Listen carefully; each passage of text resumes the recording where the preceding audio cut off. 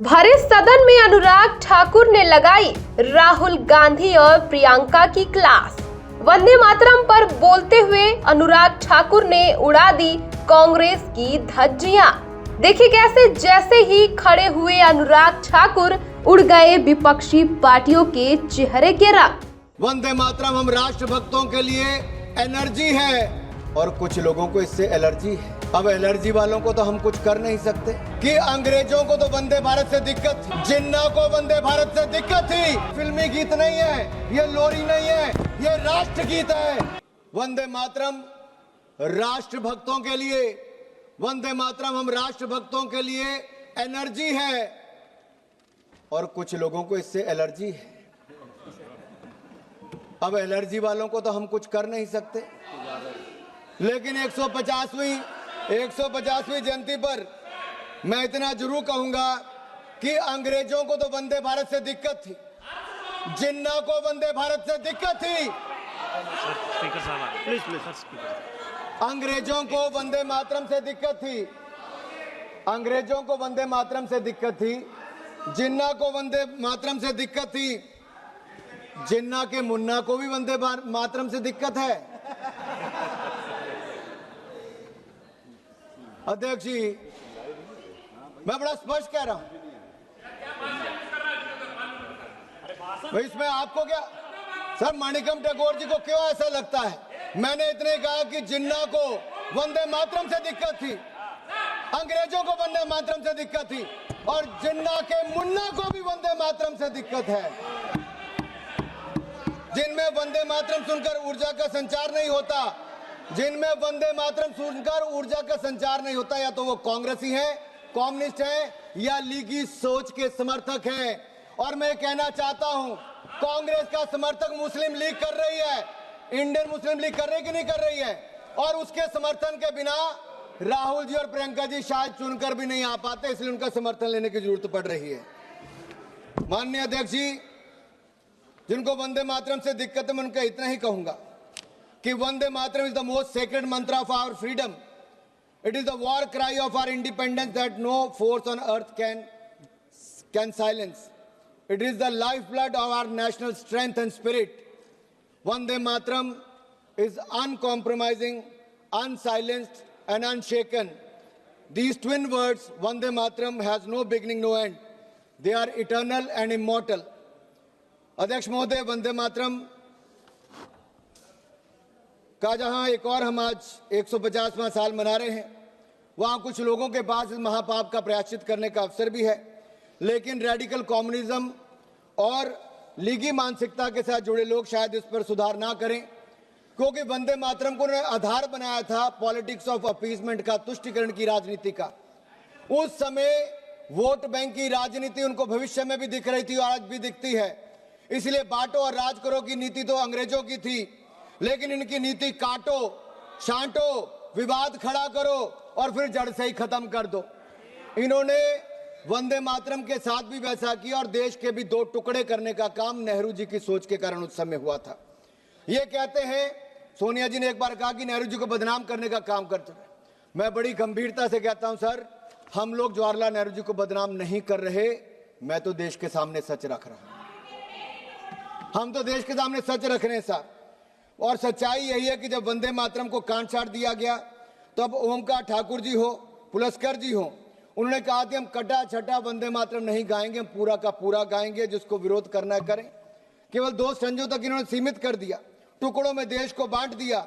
उस समय जिन्ना को खुश करने का काम किया, आज जिन्ना के मुन्ना को खुश करने का काम कर रहे हैं। मैं माननीय सभापति जी, 27 जुलाई 2018 को कांग्रेस की एक बड़ी रैली बंतवाल में दक्षिण कन्नड़ में हो रही थी। राहुल जी ने मंच से कहा, सिंग ओनली वन लाइन, सिंग ओनली वन लाइन। अरे राहुल जी ने 2 स्टैंजे तक कर दिया, नेहरू जी ने 2 स्टैंजे तक कर दिया, राहुल जी 1 लाइन तक सीमित कर रहे हैं। और यही नहीं, मुझे नहीं पता सर कि आखिरकार ये इतना विरोध इसका क्यों करते हैं और इसका मूल कारण क्या है सर। ये लोग जब अपनी सत्ता में भी वंदे मातरम पर माननीय सभापति जी, माननीय अध्यक्ष जी, वंदे मातरम एक समय मैं सिर्फ सच्चाई मंच पे ला रहा हूं। यूपीए की सरकार 2006 में थी। उस समय कहा गया कि सभी शैक्षणिक संस्थानों में वंदे मातरम गाया जाएगा, लेकिन कहीं ना कहीं कट्टरवादियों ने, जिन्नावादी सोच वालों ने इतना दबाव बनाया कि उस समय की चेयरपर्सन, यूपीए चेयरपर्सन ने कहा कि नहीं, इसको आप अनिवार्य मत करिए, इसको स्वैच्छिक कर दीजिए। मेरा सवाल यह है, क्या वंदे मातरम अनिच्छा या इच्छा का विषय हो सकता है? वंदे मातरम गीत इच्छा या अनिच्छा का विषय नहीं हो सकता। वंदे मातरम तो हमें मातृभूमि के सामने सर झुकाने से, भारत माता को नमन करने से किसी की धार्मिक भावना को कोई आहत नहीं होती है सर। अध्यक्ष महोदय, जो लोग अमेरिकन डेमोक्रेसी की बात करते हैं और सेक्युलरिज्म की बात करते हैं, मैं इतना ही कह देना चाहता हूं, यूनाइटेड स्टेट्स में प्लेज ऑफ एलिजियंस में जिसका एक फ्रेज है, वन नेशन अंडर गॉड, ये अमेरिका के स्कूलों में बच्चों को रोज इस पाठ को पढ़ाते हैं, लेकिन हमारे यहाँ पर वंदे मातरम गाने पर विरोध करते हैं। मध्य प्रदेश में जब इनकी सरकार थी तो मध्य प्रदेश के सेक्रेटरीट में कहा गया, यहाँ से राहुल जी समय देखते, कहा गया कि मध्य प्रदेश के सेक्रेटरीट में वंदे मातरम धुन नहीं बजनी चाहिए। ये बार बार वंदे मातरम का विरोध क्यों होता है अध्यक्ष जी? और यही नहीं, क्या 2009 में वोट बैंक की राजनीति के लिए उस समय के होम मिनिस्टर पी चिदम्बरम जी देवबंद में जमाते उलमा हिंद के 30th जनरल सेशन में गए, और पी चिदम्बरम जी जिस सेशन में गए, वंदे मातरम के विरोध में रेजोल्यूशन वहां पर पास हुआ। कांग्रेस पार्टी को इसका जवाब देना चाहिए कि एक नहीं, एक के बाद दूसरा सबने किया। सर, बड़े मियां तो बड़े मियां, छोटे मियां सुभान अल्लाह। 2019 में भोपाल सेंट्रल से कांग्रेस के एमएलए हुआ करते थे आरिफ मसूद, एक सार्वजनिक कार्यक्रम में उन्होंने कहा कि शरिया कानून के अंतर्गत वंदे मातरम बोलने से मना कर दिया। सर, मैं पूछना चाहता हूं, क्या वंदे मातरम के गान पर रोक लगाना चाहिए? और यही नहीं, समाजवादी पार्टी के सांसद शफीकुर रहमान बर्क, जिन्होंने वंदे मातरम को इस्लाम विरोधी कह दिया। महाराष्ट्र में समाजवादी पार्टी के विधायक अबू आजमी ने वंदे मातरम का विरोध किया।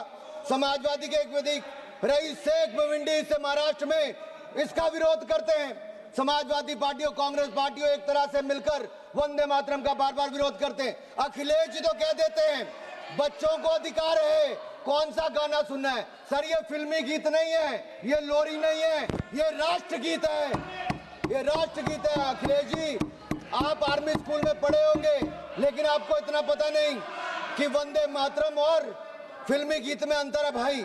माननीय अध्यक्ष महोदय, मैं खत्म कर रहा हूं, 3 मिनट में मेरा भाषण खत्म कर रहा हूं।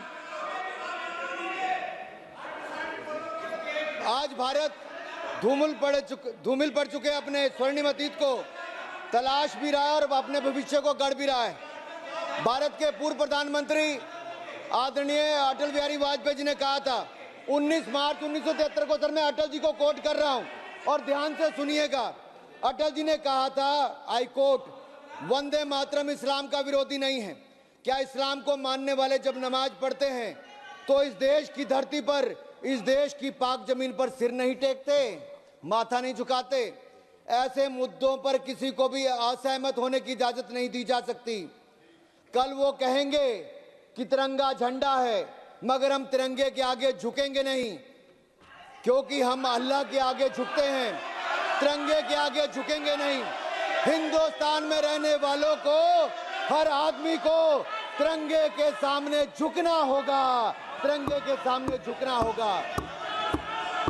वंदे मातरम कहना होगा।